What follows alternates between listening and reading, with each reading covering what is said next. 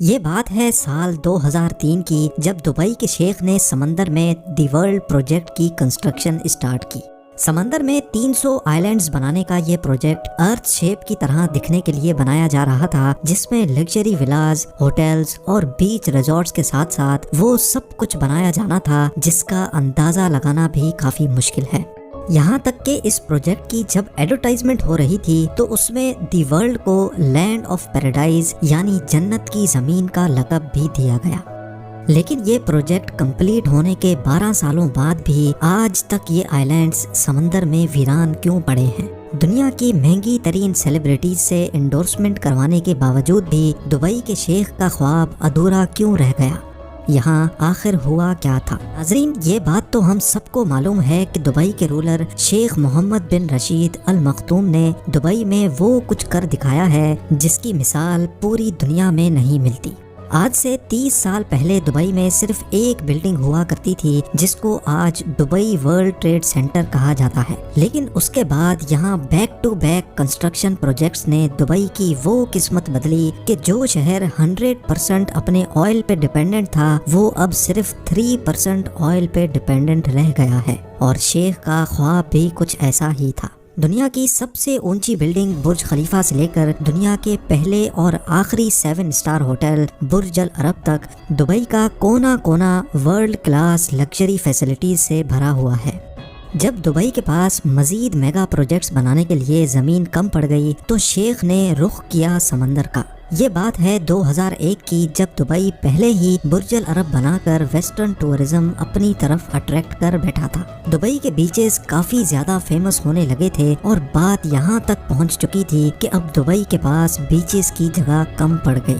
Dubai کی coast line جو صرف 70 کلومیٹرز پر پھیلی ہوئی تھی اس کو اب بڑھانے کا وقت آ چکا تھا۔ اسٹارٹنگ میں پلان یہ تھا کہ دبئی کے سمندر میں 3 آرٹیفیشل آئلینڈز بنائے جائیں گے جن کو جب اسپیس سے دیکھا جائے گا تو ان کی شکل پام ٹری جیسی ہوگی۔ پام جمیرہ، پام جبل علی اور پام ڈیرا۔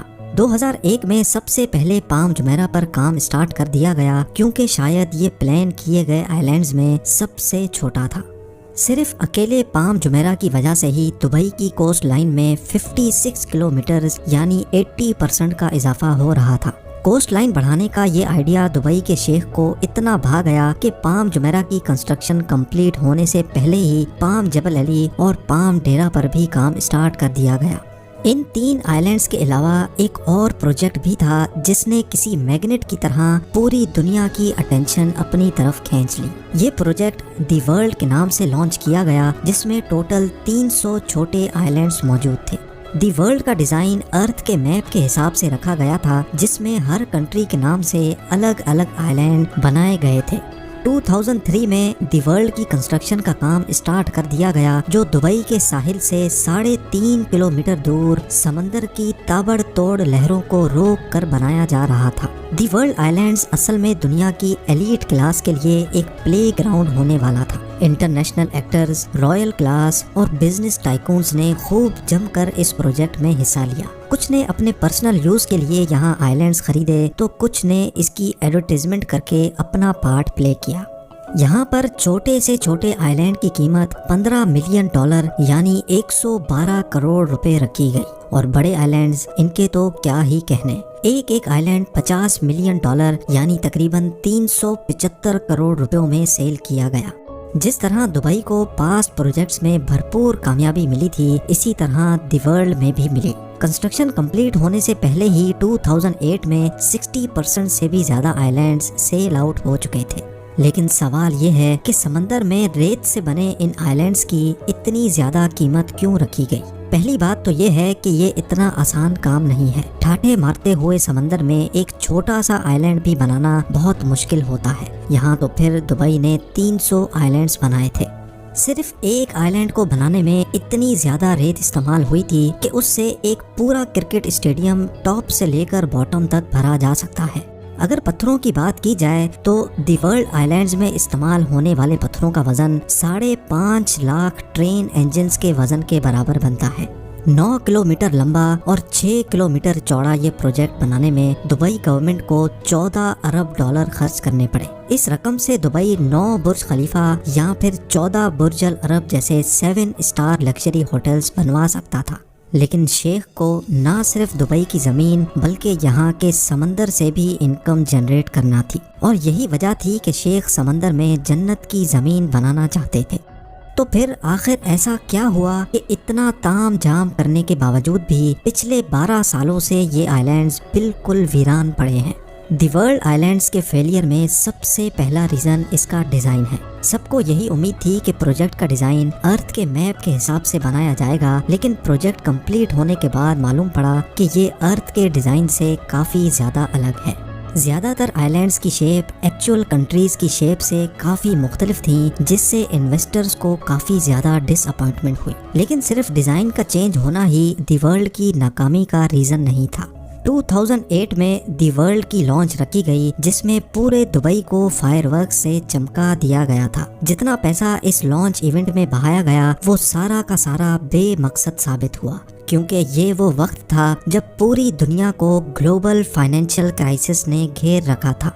दी वर्ल्ड के 60% आइलैंड्स इस फाइनेंशियल क्राइसिस से पहले ही सेल हो चुके थे, और इस क्राइसिस की वजह से ना सिर्फ वर्ल्ड आइलैंड्स बल्कि पूरे दुबई की प्रॉपर्टीज के रेट्स जमीन पर आ गिरे। फाइनेंशियल क्राइसिस की वजह से जिन एलिट्स ने ये आइलैंड्स खरीद रखे थे उन्होंने भी यहाँ कंस्ट्रक्शन का काम नहीं करवाया।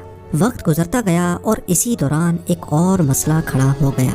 खाली पड़े आइलैंड्स आहिस्ता आहिस्ता समंदर की नज़र होने लगे। ये नोटिस किया गया कि कई आइलैंड्स इरोजन की वजह से समंदर के नीचे जा चुके हैं। ये खबर जहां अपने तौर पे काफ़ी डेंजरस थी, वहीं मीडिया कवरेज ने लोगों का इस प्रोजेक्ट पर ट्रस्ट मज़ीद कम कर दिया। उसका नतीजा ये हुआ कि ग्लोबल फाइनेंशियल क्राइसिस खत्म होने के बाद दुबई के दूसरे एरियाज में तो बिजनेस वापस लौट आया, लेकिन वर्ल्ड आइलैंड्स पर इरोजन के डर से किसी ने भी अपनी किस्मत नहीं आजमाई। इंजीनियर्स और रिसर्च टीम ने जब आइलैंड इरोजन को इन्वेस्टिगेट किया तो एक और खौफनाक मामला उभर कर सामने आ गया। पाम जुमेरा, पाम जबल अली और पाम डेरा के साथ साथ वर्ल्ड आइलैंड्स की कंस्ट्रक्शन में इस्तेमाल होने वाली रेत पर्शियन गल्फ के समंदर से ही ट्रेजर के जरिए निकालकर आइलैंड साइट पर डंप की जाती थी। जिन शैलो वाटर्स में से रेत निकाली गई थी वहाँ पानी का दबाव बढ़ गया, जिसकी वजह से समंदर की वेव्स में काफ़ी चेंजेस नोटिस की गई। वेव्स में चेंजेस की वजह से न सिर्फ आर्टिफिशियल आइलैंड्स बल्कि पूरे दुबई की कोस्ट लाइन में इरोजन देखी गई। ये सैटेलाइट फुटेज 2002 की है, जब सिर्फ पाम जुमेरा बनाया गया था। इस फुटेज में दुबई की कोस्ट लाइन को गौर से देखें, जो कि ऑलमोस्ट स्ट्रेट लाइन में नजर आ रही है। अब गौर करें इस फुटेज पर जो 2008 की है, जब बाकी तमाम आइलैंड्स भी बनाए जा चुके थे। इसमें साफ साफ देखा जा सकता है कि दुबई की अपनी कोस्ट लाइन जगह जगह से इरोड हो रही है, और इसको रोकने के लिए कई जगह पर आर्टिफिशियल वॉल्स भी खड़ी की गई हैं।